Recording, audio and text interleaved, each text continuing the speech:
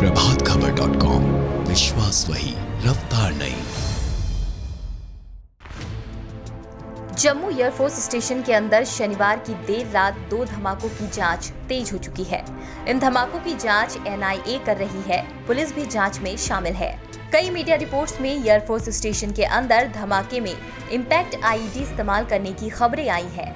कई देशों की सेना इम्पैक्ट IED का इस्तेमाल करती है। ये जमीन पर आने के साथ ही फट जाता है। हालांकि जांच के बाद ही किस तरह के विस्फोटक का इस्तेमाल किया गया, इस सवाल का जवाब मिल सकता है। जम्मू एयरफोर्स स्टेशन में विस्फोट के मुद्दे पर सवाल उठने भी शुरू हो गए हैं। सरकार ने मामले के जांच की बात कही है। दूसरी तरफ AIMIM के चीफ असदुद्दीन ओवैसी ने मोदी सरकार से सवाल किया है। न्यूज एजेंसी ANI से बात करते हुए ओवैसी ने कहा कि एयरफोर्स स्टेशन में विस्फोट में लॉन्ग डिस्टेंस ड्रोन के इस्तेमाल की बात कही जा रही है। ऐसा ड्रोन या तो अमेरिका के पास है या चीन के पास। जम्मू एयरबेस पर पुलवामा जैसा हमला किया गया है। सारी जिम्मेदारी सरकार की है। मोदी सरकार पाकिस्तान से क्या बात कर रही है? क्या केंद्र सरकार बदला लेगी? हमें बदला लेना होगा, जैसा हमने पुलवामा अटैक के बाद किया था। बड़ी बात यह है कि भारत के लिए ये विस्फोट बड़ी चिंता की बात है। पुलवामा हमले के बाद भारतीय एयरफोर्स ने एयर स्ट्राइक को अंजाम दिया था। इसके बाद पाकिस्तान से लगती सीमाओं पर अक्सर ड्रोन को देखा जा चुका है। कई ड्रोन को निष्क्रिय भी किया जा चुका है।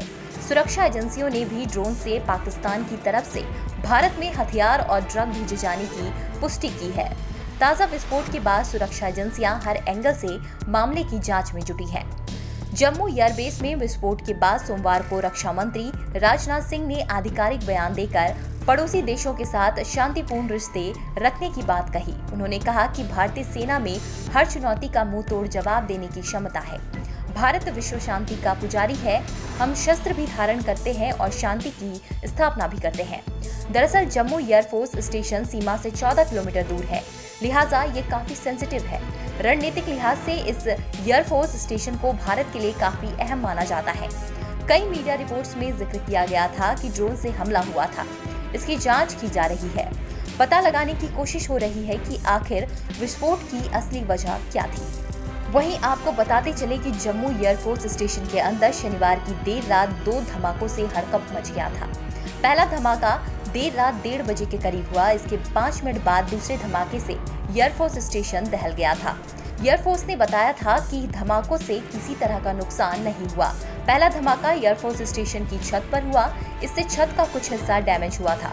दूसरा धमाका जमीन पर हुआ था।